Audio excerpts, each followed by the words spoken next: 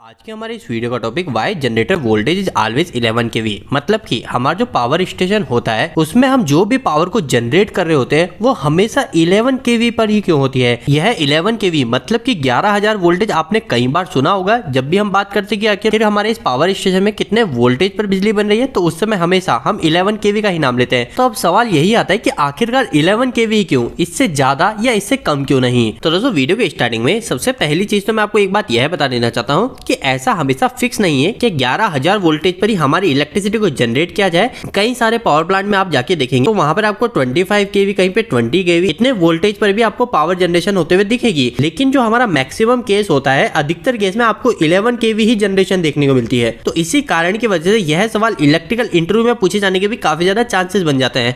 तो अब आखिरकार इसका सही जवाब क्या है? तो दोस्तों इस पूरे सवाल का जवाब अगर मैं आपको डायरेक्ट एक लाइन में दूं तो इसका जवाब हो जाता है हमारे सिस्टम को इकोनॉमिकल रखने के लिए। मतलब कि हमारे इस पावर प्लांट में कम से कम पैसे लगाकर ज्यादा से ज्यादा हमारा आउटपुट ले सके, ज्यादा से ज्यादा इलेक्ट्रिसिटी ले सके, इसी चीज को ही हम सिस्टम इकोनॉमिकल बोल रहे होते हैं। लेकिन दोस्तों अब हम इस सवाल का जवाब जब सिस्टम इकोनॉमिकल बोलते हैं तो यहाँ पर एक और सवाल लोगों के मन में काफी ज्यादा आता है। वह क्या आता है? तो वहां पर सवाल आता है कि जो भी हमारे पावर स्टेशन होता है, इस पावर स्टेशन में हमने इलेक्ट्रिसिटी बना ली जो कि हमारे 11,000 वोल्टेज पर है। अब इसके बाद में यह जो हमें पावर मिल चुकी है, इस पावर को हम पावर स्टेशन से दूसरे सब स्टेशन में ट्रांसफर करते हैं। अब सब स्टेशन में ट्रांसफर करने के लिए क्या करते हैं, हम हमारी ट्रांसमिशन लाइन का उपयोग लेते हैं, जो बड़ी बड़ी ट्रांसमिशन लाइन होती है। अब यह जो ट्रांसमिशन लाइन होती है, इस ट्रांसमिशन लाइन के आप जो वोल्टेज देखेंगे वह वोल्टेज हमारे 11 kV नहीं होते हैं, वह हमारे 400 kV, 220 kV मतलब कि काफी ज्यादा हाई वोल्टेज होते हैं। तो अब आखिरकार सवाल यहाँ पर क्या उठता है? तो सवाल यहाँ पर यह उठता है कि अगर हमें ट्रांसमिशन लाइन में इतने हाई वोल्टेज भेजने ही थे तो हम यहाँ पर पावर स्टेशन में 11 kV जनरेट क्यों कर रहे हैं?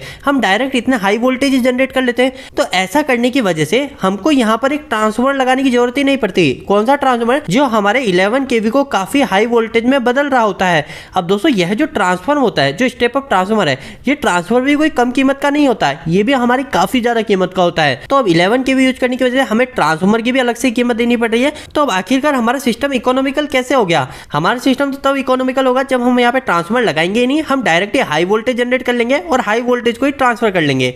अब ऐसा सवाल हम सभी के मन में आ रहा होगा, लेकिन दोस्तों इसका जवाब क्या है? तो दोस्तों इसका जवाब काफी ज्यादा सिंपल सा है। यहाँ पर सबसे पहली एक छोटी चीज तो आप ये भी याद रखिए कि हम जो ट्रांसमिशन लाइन में जो काफी ज्यादा हाई वोल्टेज भेज रहे होते हैं वो किस वजह से भेज रहे होते हैं? तो उसका एक सिंपल सा जवाब है, हमारे जो ट्रांसमिशन लाइन में जो लॉस हो रहे होते हैं उस लॉस को कम करने के लिए हम हमारे ट्रांसमिशन लाइन में इतने हाई वोल्टेज भेज रहे होते हैं। तो आपको यह तो क्लियर हो गया कि हमें ट्रांसमिशन लाइन में हाई वोल्टेज तो भेज नहीं है, उसको हम कम नहीं कर सकते। पर हम क्या कर सकते हैं, हमारे इस पावर स्टेशन में ज्यादा हाई वोल्टेज को जनरेट कर सकते हैं। लेकिन वैसा भी हम नहीं कर रहे, हम अधिकतर 11 kV पर ही पावर को जनरेट कर रहे होते हैं। तो दोस्तों इसके पीछे का सिंपल सा जवाब यही हो जाता है, आपको हमेशा एक बात पता होनी चाहिए कि जब भी हमारी कोई मशीन हाई वोल्टेज पर ऑपरेट होगी, जैसे कि हम हमारे इस पावर प्लांट में लगे हुए अल्टरनेटर के केस में देखें, जनरेटर के केस में देख रहे होंगे, तो वो जो हमारा 11 kV का भी जो जनरेटर होता है वो ऑलरेडी काफी बड़ी साइज का होता है। अब अगर हम यहाँ पर 400 kV का कोई अल्टरनेटर बनाएंगे तो उसकी साइज हम आइडिया लगा सकते हैं कि आखिरकार वो कितनी बड़ी होगी। अब वोल्टेज बढ़ाने पर जनरेटर इतना बड़ा क्यों हो रहा है? इसके पीछे मुख्य एक दो रीजन हो जाते हैं। सबसे पहला रीजन हो जाता है कि हमारा जो वाइंडिंग है उस वाइंडिंग के हमारे टर्न्स बढ़ जाते हैं। जब भी हम ज्यादा वोल्टेज की बात कर रहे हैं तो हमारे जो जनरेटर के अंदर जो वाइंडिंग हो रही है, जो हमारे आर्मेचर वाइंडिंग हो रही है, वह वाइंडिंग हमें ज्यादा करनी पड़ती है। अभी अगर आपके मन में एक कंफ्यूजन हो रहा है कि आखिर ये आर्मेचर की वाइंडिंग क्या होती है,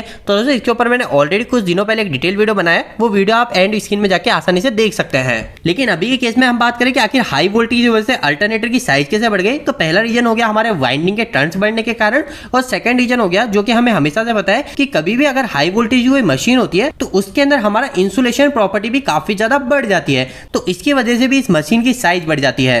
तो दोस्तों अब आपको यह तो पता चल गया है कि अगर हमारा ज्यादा हाई वोल्टेज का जनरेटर होगा तो उसकी वजह से उसकी साइज बढ़ जाएगी। लेकिन अब आप बोलेंगे कि आखिरकार साइज बढ़ गई, कोई बात नहीं, हमारे अल्टरनेटर की साइज बढ़ गई, हम उसे एक बड़ी जगह रख लेंगे, कोई प्रॉब्लम नहीं आएगी। ये हमारा एक प्रॉपर रीजन नहीं हुआ कि हम 11 kV के ही जनरेटर को यूज कर ले। तो दोस्तों यहाँ पर असली रीजन क्या आ जाता है इतने बड़े जनरेटर को यूज नहीं करने का?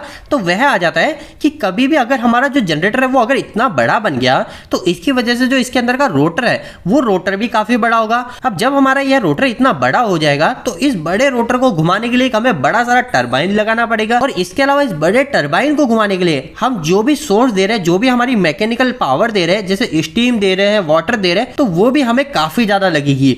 यहाँ पर मेन रीजन क्या आ जाता है, वो आ जाता है कि हमारा जब भी जनरेटर की साइज बढ़ेगी उसकी वजह से हम जो जनरेटर के अंदर इनपुट में मैकेनिकल एनर्जी दे रहे होते हैं वो मैकेनिकल एनर्जी हमको काफी ज्यादा बढ़ानी पड़ेगी। अब जैसे जैसे हम इस मैकेनिकल एनर्जी को बढ़ाएंगे वैसे ही वैसे हमारा जो कॉस्ट है वह कॉस्ट हमारी काफी ज्यादा बढ़ती जाएगी। तो इसी वजह से हमने इतने हाई वोल्टेज को ना सिलेक्ट करके हमारे 11 kV को स्टैंडर्ड सही समझा कि हम इसी के अंदर ही पावर जनरेशन कर लेते हैं। लेकिन दोस्तों यहाँ पर एक और सवाल हम सभी के मन में आ सकता है कि हमने यह तो बात कर ली कि हम ज्यादा हाई वोल्टेज पे हमारे पावर को जनरेट नहीं करेंगे, उसके पीछे रीजन क्या है, हमारा सिस्टम इकोनॉमिकल नहीं बन रहा है। लेकिन अब सवाल आता है कि हम 11 kV पे क्यों रख गए, हम तो और कम कर लेते हैं, हम 5 kV पर ही हमारी बिजली को जनरेट कर लेते हैं, यह तो हमारा और भी सस्ता पड़ेगा और भी हमारा इकोनॉमिकल हो जाएगा। तो हमने ये 5 kV सेलेक्ट क्यों नहीं किया, हमने 11 kV ही क्यों सेलेक्ट किया। तो दोस्तों इस सवाल का जवाब भी काफी ज्यादा सिंपल सा है। जैसा कि हम सभी को पता है कि हम जब भी पावर की बात कर रहे होते हैं, जब भी हम हमारे कोई उपकरण को चलाते हैं तब हम पावर की बात करते हैं।